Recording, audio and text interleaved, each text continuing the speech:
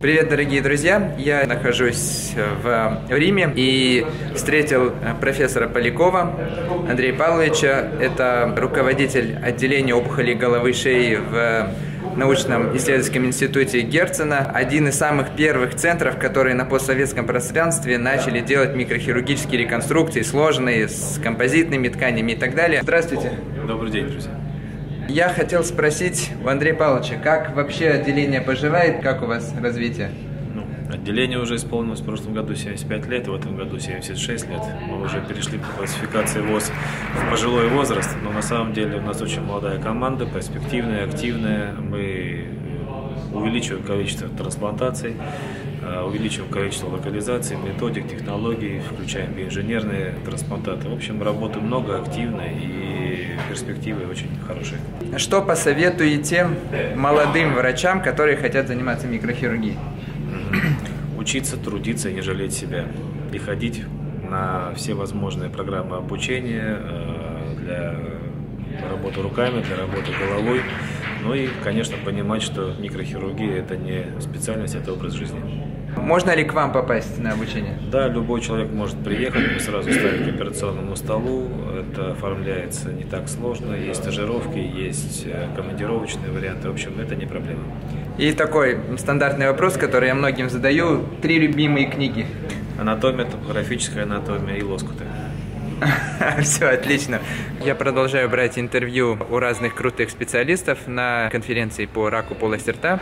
И здесь я встретил профессора Джатина Ша, основатель ИФХНОС, это Международной федерации по опухолям головы и шеи, и академии по раку полости рта. И очень длительное время заведующий всей службы опухолей головы и шеи и даже в какое-то время всей хирургии Memorial Sloan Kettering Cancer Center, одного из самых старейших онкологических центров в Нью-Йорке. Hello, Professor Shah. Hello, how are you? And the main question that I always ask in such a case is, how does it happen that you became head and neck surgeon? It's a long story. My father was a smoker, and he paid the price by having lung cancer, and eventually died from lung cancer. So while I was a young trainee in surgery, I got attracted to surgical oncology, and at that time I looked for the best place to train in cancer surgery, and that was at the Sloan Kettering Cancer Center in New York. And I came for training there, trained myself in all specialties of surgical oncology, from neurosurgery to pelvic surgery. And during those rotations, found that head and neck was the most challenging part of the body because of the functional impact of what we do surgically, because of the aesthetic impact of what we do surgically, what the cancer does to the patient. It appeared to be the most challenging field, and it still is a challenging field. I decided to take into head and neck. So, as I remember, you were the first starting fibula flaps in Memorial Sloan Kettering, if whether I'm wrong or not. No, I think fibula-free flap is a microsurgical reconstructive procedure which was initiated by a plastic surgeon at Memorial Hospital, Dr. David Hidalgo. I collaborated with him. I did the ablative part of surgery and he did the reconstructive part of the surgery, and it was Hidalgo's contribution to reconstructive surgery of the head and neck by popularizing the fibula-free flap, which still remains today the standard of care almost 33 years after his initial work at Memorial Hospital in 1986. Yeah, it sounds very cool actually. And one of them also my preferable questions. And what are your 3 most adorable books, but not in the specialty, in the literature? Well, I think, in the arena of head and neck cancer, there are many sources of gaining knowledge, and people in the current generation are very fortunate that they have internet. In the days when I was in training, we did not have internet. We had to go to the library and pull out books from the shelf and open the books and read. And today you can get the knowledge on this. Whatever you want to see is or read is available on your phone or on your tablet or on your computer. So today, to cite a single source or a book to read would be considered archaic, because you have the access to the internet. Any topic that you want to gain knowledge on, you go to PubMed, punch the topic, and you will get the most current information on the subject, on the topic, the most frontier information on research on the topic, publications on the topic. So I think, textbooks are good in terms of putting them on the shelf and to read, but also remember that knowledge in textbooks is at least 5 to 10 years old. Science is moving so fast that what was published even in a journal is 1 to 2 years old. What you gain from the internet is 24 hours old. So my suggestion and recommendation to the students is be computer savvy.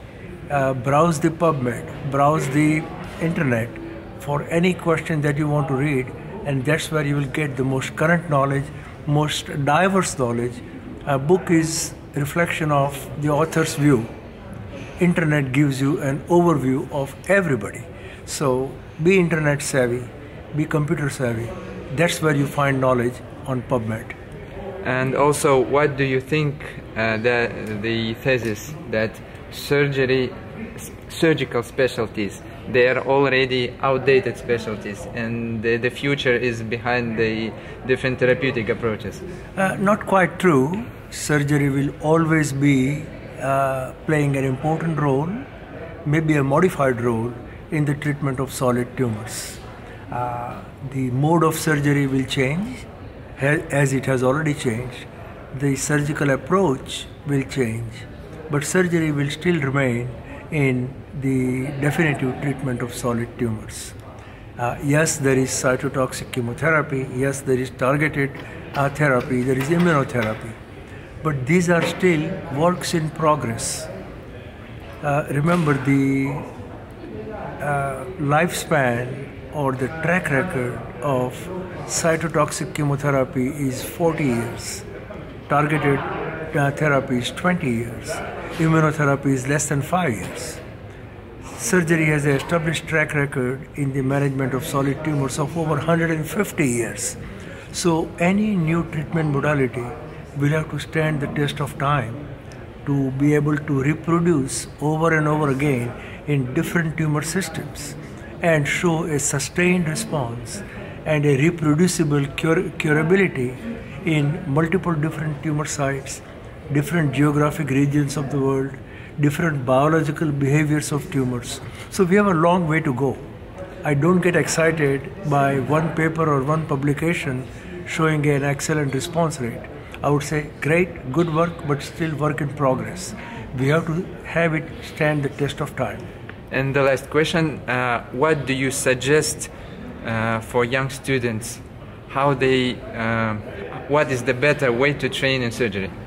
So for any student, you need to identify a mentor, because mentors are not teachers, they are not your parents, they are not your relatives, and they are not your bosses. Mentors are people in whom you put your trust and faith to build your career. Mentors teach you, train you, guide you, advise you, and give you direction, nurture your growth, foster your interests, and see you succeed. So for a good student, you must identify a good mentor that you like. There has to be chemistry between the mentor and the student. And if that chemistry exists, you are literally assured of success in your career, because your mentor's responsibility is to see that you succeed. And a good mentor would be a happy mentor if his students go out and succeed in this specialty. Thank you, Professor Shah. Good luck to all. И это был легенда хирургии головы шеи профессор Ша. Дорогие друзья, я продолжаю ходить и брать интервью у различных знаменитых специалистов. Сейчас рядом со мной профессор Сурен Кришнан из Аделаиды, Австралии. Он один из пионеров выполнения роботохирургических операций на опухолях головы шеи, ротоглотки, щитовидной железы, гортани и тому подобное.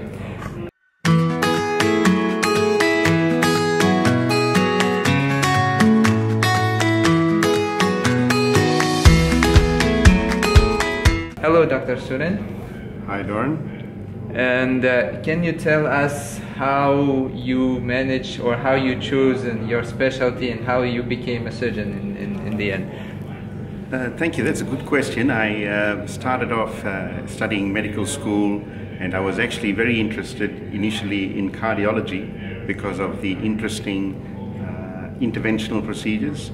But then in medical school, I also saw the ENT surgeons, and I was seeing the emerging technologies with endoscopes and telescopes in sinus surgery, and of course things like laser surgery, and that and the interesting anatomy drove me towards ENT head and neck. So technology and difficult anatomy brought you to head and neck. That's actually I'm receiving that same answer from many head and neck surgeons. In fact, yes, it drives us towards that specialty. Challenge. And the medical specialty itself. You mean you wanted to become a physician from the beginning, or what made you the path to the medicine in general? Look, I think we all who are doctors, whatever doctor you are, whether you are in general medical practice or a specialist physician, a pediatrician or a surgeon, we all have the same intention, and that is to help people who are suffering, and we want to alleviate their suffering.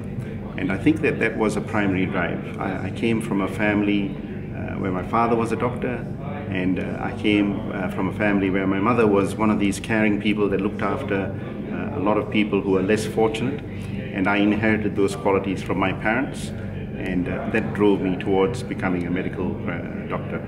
And one of the questions I always ask, what do you suggest young physicians? As you get older, when you are young, you are driven by your goals, and you want to achieve goals.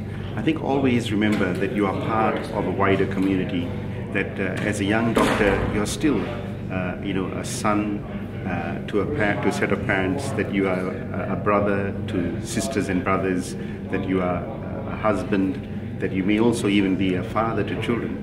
That you mustn't forget that you have all those obligations, and it is important to look after the people closest to you, because only if you can do that satisfactorily and happily, then you can look after the wider community.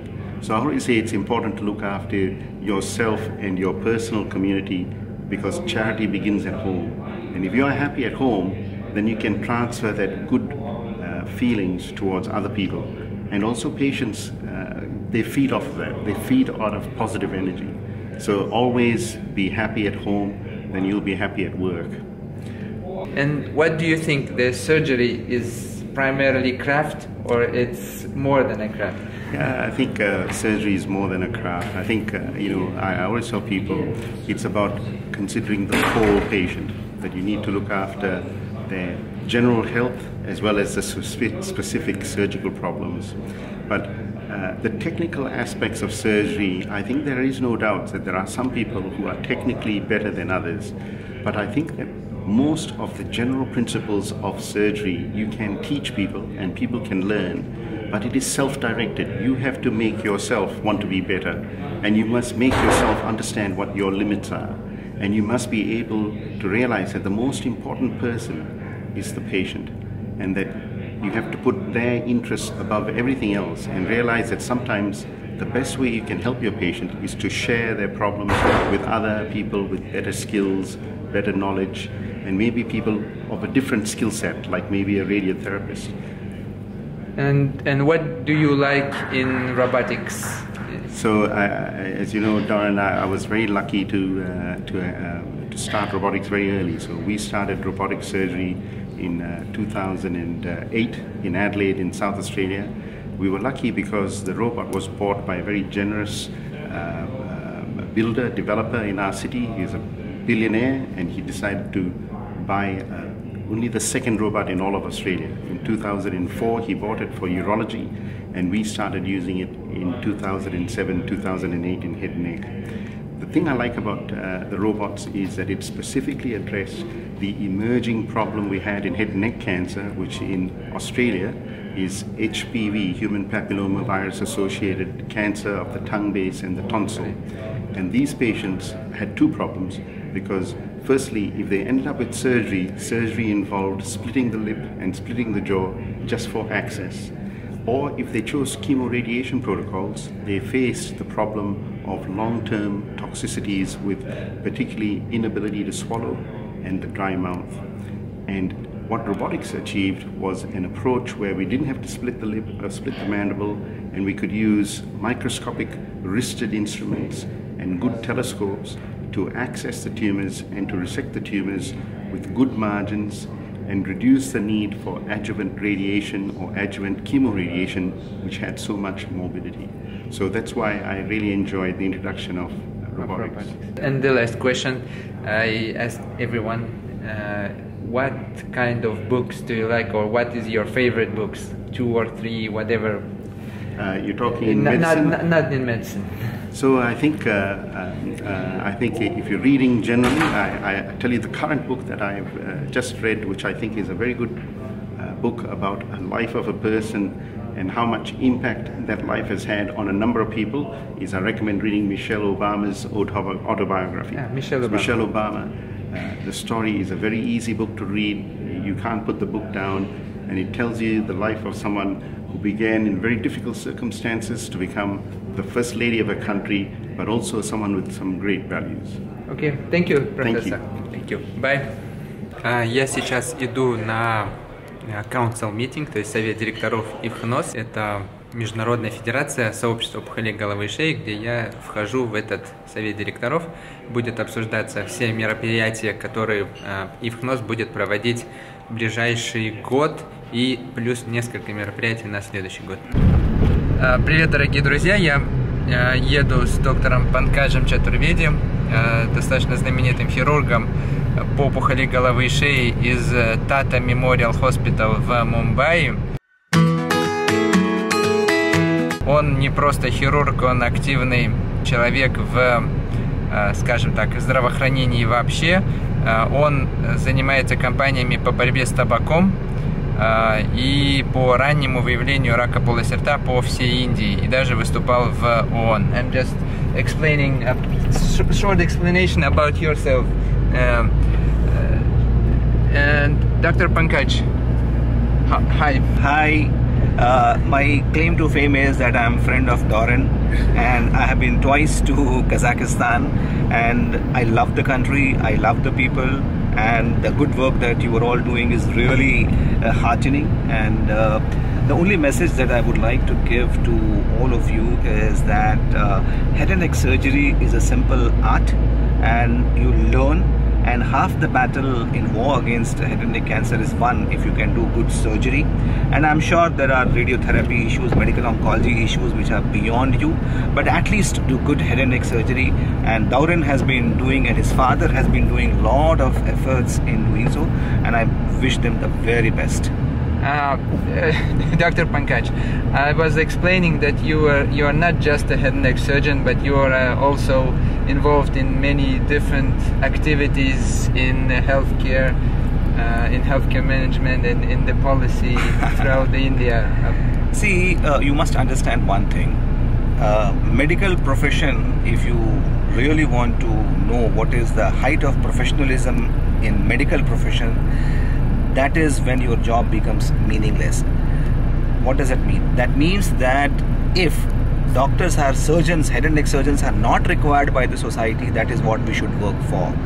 We are not any other model where we want to have more business and we want to make more money. Medical profession is all about preventing sufferings, reducing suffering, and towards that I realized that a lot can be done for prevention. Even in Kazakhstan, I have seen smoking is very common, alcohol is very common, and we all know that in Russia, where a lot of delayed loss of life years, active life years, is because of alcohol and vodka. So I'm not saying that we should not work towards a society where there is a ban on alcohol, but there has to be a reasonable restriction. But for tobacco, there has to be no place in any society. And exercise and oral hygiene, those are very, very important issues. And most important thing is that when surgeons, doctors, when they do advocacy for any policy, the effect is far more than when preventive people or epidemiologists go for advocacy. Because when epidemiologists do advocacy, it is their job. But when a surgeon does advocacy for making fewer cancers, having more preventive efforts to reduce number of surgeries, people really appreciate. And that is what I have found, that if surgeons get into advocacy, the credibility and the response that you get from the society and the policymaker is quite heartening, and you will really love it. If I'm not wrong, Pankaj, you had a speech on the General Assembly of UN, or you yes. did had, or so if you really ask me how it feels. Yeah. See, what happens that I may have given several keynotes and orations, but if you really ask me tomorrow when I die, I'm on my deathbed, and if you ask me one most important or couple of most important speeches that I have ever given are two. One that I gave in the United Nations in the coveted hall where 178 member countries are there, to speak in front of the health minister and their chiefs, and yes, so that was something very, very heartening, because then you could take the voice, anti-tobacco voice, to the highest level. And the second speech that I will let you know, I felt very satisfied when I was involved in a Supreme Court matter on litigation against tobacco. The judges asked me to give a speech, which I gave, and that led to ban on gutka, that was flavored smokeless tobacco, all over the country, and where India has shown a very significant decrease in tobacco consumption.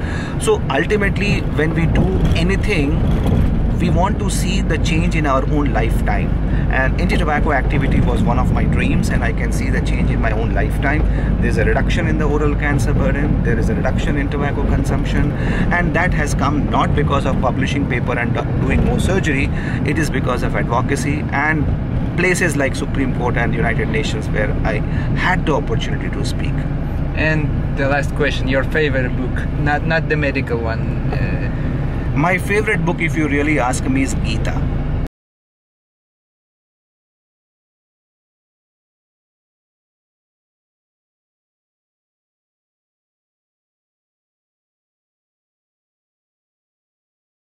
Gita is something many of you may not know, that was written several thousand years back, but it is so relevant, and it clearly says that only thing which you have in your hand are actions, not the results.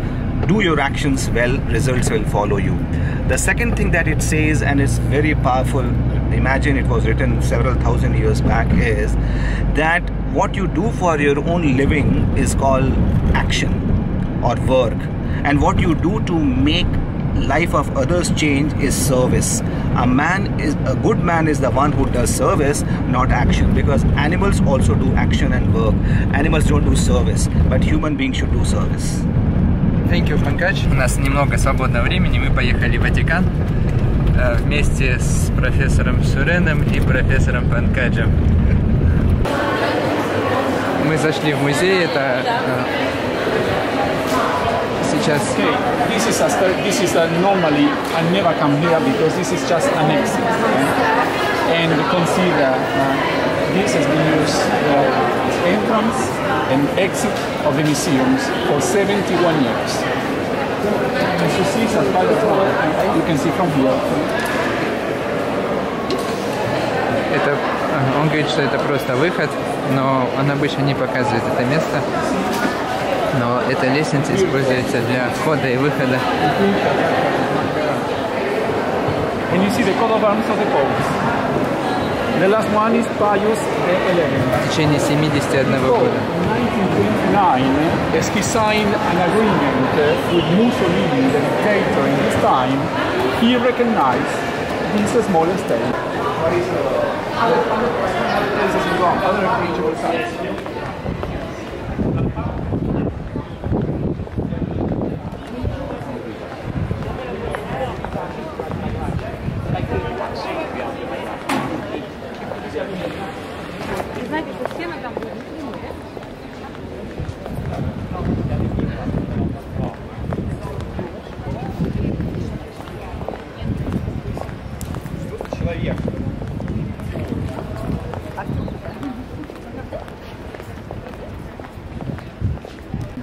Vatican Radio 1929 was Guglielmo Marconi. Behind the trees, you see just the roof of the building is where the other Pope, Benedict, he's 93 years old, he lives there. He still lives? Yes. He left in 2000. Вон то здание, которое выше деревьев. Это папа Бенедикт до сих пор живет там. И 40% территории Ватикана занимают зеленые насаждения. So if somebody wants to come to Vatican as a citizen, he has to apply to a pope. Maximum, the power of the emperor, because in front of the army, in front of the enemy, with his army, Он говорит, что раньше все like this, скульптуры everyone was in silence. в Римской империи были цветными. Ну, не так, как мы видим это сейчас. It's called allocution exposition. You will see То, что палец так смотрит, ну, показывает вверх, означает, что у него наиболее самый главный, да? And the judgment, the last judgment of everyone, according to all bits. Okay? Видите номера на машинах? Это чисто ватиканские номера. То есть машины, которые зарегистрированы на Ватикане. This kind of material is called the cranial diorite. It's so hard. In the past, they said that Эти скульптуры из Египта. Millenniums, eternity. Indeed, past 3,400 years.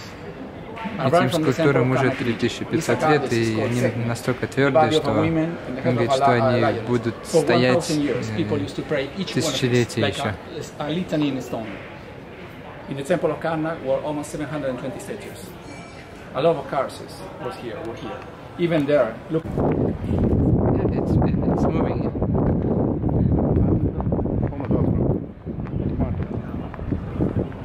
This is a sphere in a sphere, inside a sphere. No. Just for the guides only.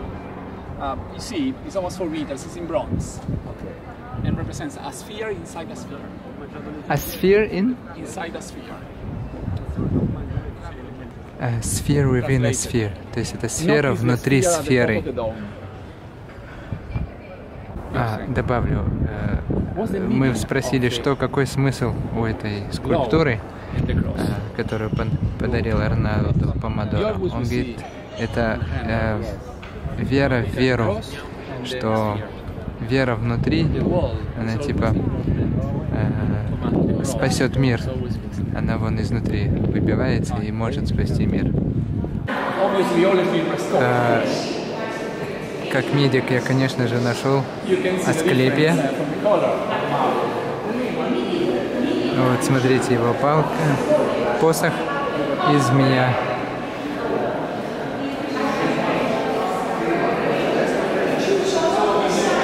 Asclepius. The Mother of Christ. She can't intercede anymore now, with resignation after the divine sentence. With this movement, just ascending up, the left arm of Christ, the damn souls are descending, in this way, like a wheel, in this rotation. They rotate like this.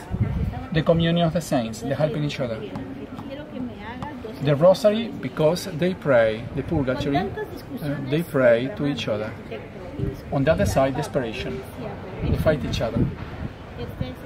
Hatred, loneliness. Okay? Christ, he then, he's not going to punish them, but themselves, they do according of the deeds in this life. Okay? The angels are the sounds of the trumpets who had the resurrection of the flesh. The small book contains the names of the elected, the big one, the unfaithful. The angels with the instrument of passion of Christ, the column, the crown, and the cross, is a triumph, as the martyrs around Christ. As I told you before, the martyrs, they sacrifice their life. St. Lawrence, he's been burned to death in his grave. St. Catherine with the spoke of a wheel. St. Sebastian was a Roman soldier. He didn't deny the faith in Christ, and he's been pierced with all his arrows, all his body. St. Peter is represented here with the keys, the spiritual power. I will give you the keys of the kingdom of heaven. Everything that the Pope will say on earth will be the same in heaven according to the sacraments. And the Pope represents Christ on earth. Почему он рассказывает здесь? Потому что внутри Сикстинской капеллы нельзя разговаривать, можно будет только снимать. Я обязательно сниму видео, но будет говорить ничего не смогу тоже. Michelangelo, his son. This is a self-portrait of the artist. Oh, is the portrait of the artist? Вот видите, квадратик. То есть это как выглядела Сикстинская капелла до реставрации. Он говорит, что это дым, смог от свечей, которые были веками горели внутри.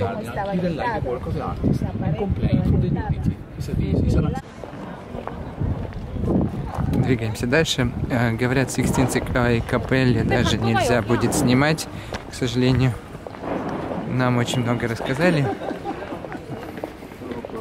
Двигаемся дальше.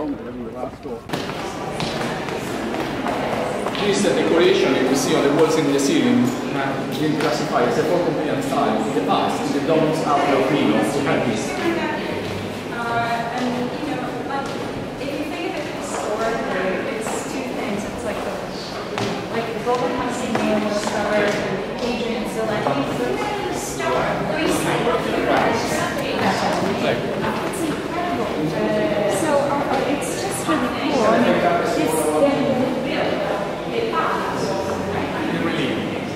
And through the window for this reason,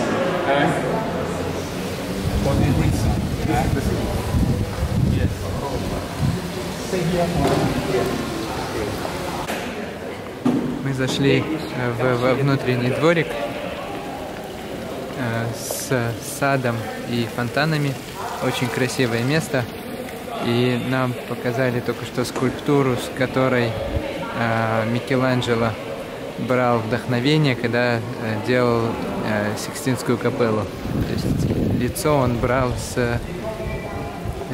вдохновлялся, скажем, лицом существующих скульптур. Almost 500 years. The disciples of Prophet Santi made a sign to Saint Belgium. They made the loom, the thread, and they sent again here. This has been woven in gold, silver, silk and gold. The things are from gold, incense and mirror to the child Jesus Christ. Why we call the magic? The things are called magic. Majesty, yeah. Because they were looking for the truth. We never ask, where is the truth? It's a question that we have to put ourselves. Where is the truth? Who? Indeed, when they found the star, they followed the star. What do we know about this pope? Gregory the 13th. I'm sure you know.